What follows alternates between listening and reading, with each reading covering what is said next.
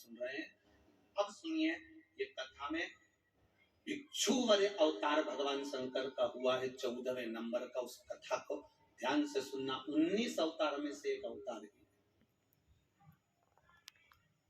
और यह हम सब के लिए है आज शिवरात्रि के दिन कि दुनिया के लोग कहेंगे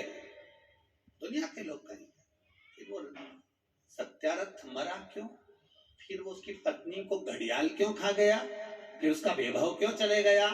कई लोग कहते हैं ये दुख क्यों आता है, तकलीफ क्यों आती है, कष्ट क्यों आता है, ये पूर्व कर्म का भोग है। फिर हमने शंकर जी को जल चढ़ाया, शिव जी की आराधना करी, शंकर को हमने पानी चढ़ाया, शंकर जी के मंदिर गए, शिवालय गए, देवालय गए, फिर उसका फायदा क्या हुआ, उसका लाभ क्या हुआ। तो फिर शंकर भगवान ने पार्वती जी से कहा अब उसका जल चढ़ाने का लाभ तुम देखो पार्वती, तुम देखिए। देवराज नाम का चोर ब्राह्मण था, ब्राह्मण कुल में जन्मा था, पर चोरी कर कर धन लाया। चोरी कर, व्यक्ति चोरी कब करता है, चोरी कब करता है, जब उसको बहुत पड़ती है। जब तक वो चोरी नहीं करेगा। भगवान ने जितना बड़ा पेट दिया है ना, 1 बीता का दिया तो 1 बीता का, 2 बीता का दिया तो 2 बीता का, जितना बड़ा पेट दिया है भगवान ने उसको पेट दिया तो पेट भरने के लिए भगवान ने उसको भोजन भी दिया। ये पेट भरने की जवाबदारी तो मेरे भोलेनाथ की है, पर पेटी भरने की जवाबदारी मेरे भोलेनाथ की नहीं है। पेट जितनी जवाबदारी मेरे शंभू की है, पेट जितनी जवाबदारी मेरे शंकर की है, पेट जितनी जवाबदारी मेरे कुबेर भंडारी की है, पेट जितनी जवाब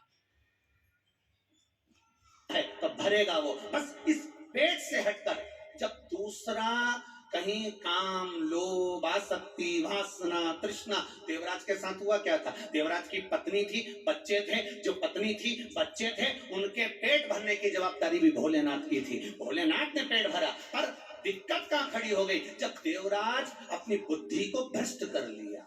बुद्धि कब भ्रष्ट होगी, जब देवराज सुंदर कन्या को देख लिया, सुंदर स्त्री को देख लिया, स्त्री के चक्कर में पड़ गया।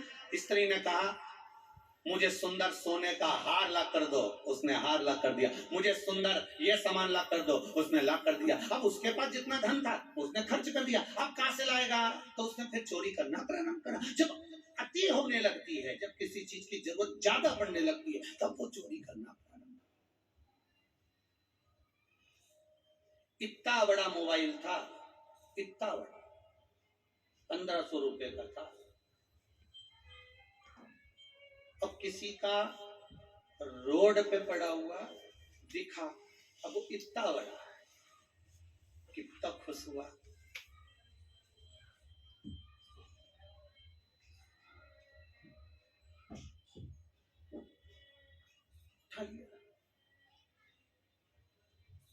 आसक्ति बढ़ गई, लोभ बढ़ गया, ले गया, चले गया, बढ़ गया लोभ। अब क्या कभी मोबाइल बेकार नहीं होगा?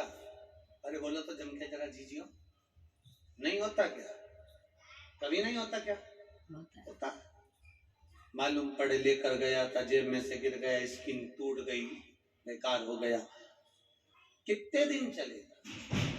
पर यदि यही मोबाइल जो मिला था और एक बार अनाउंस करवा देता कि साहब ये मोबाइल मिला है, जिसका भी हो, ये कलर है उसका, ये मोबाइल है उसका, नंबर बताकर वो मोबाइल लेकर चले जाए। अगर वो मोबाइल उस व्यक्ति तक वापस पहुंच जाता तो उसके हृदय से, दिल से जो आशीर्वाद निकलता, वो एक मोबाइल, ये तो साधारण सा था, वो कटे हुए सेव फल का आ जाता, एप्पल का आ जाता, अगर केवल समर्पण का भाव जागृत हो जाता।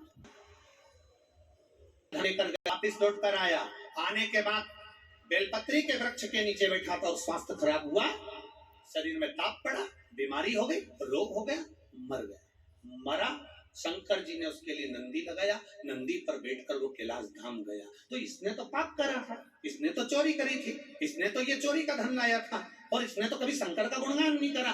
फिर मरकर इसको कैलाश धाम कैसे मिल गया? तो देवराज ने भी ये प्रश्न किया। तो भगवान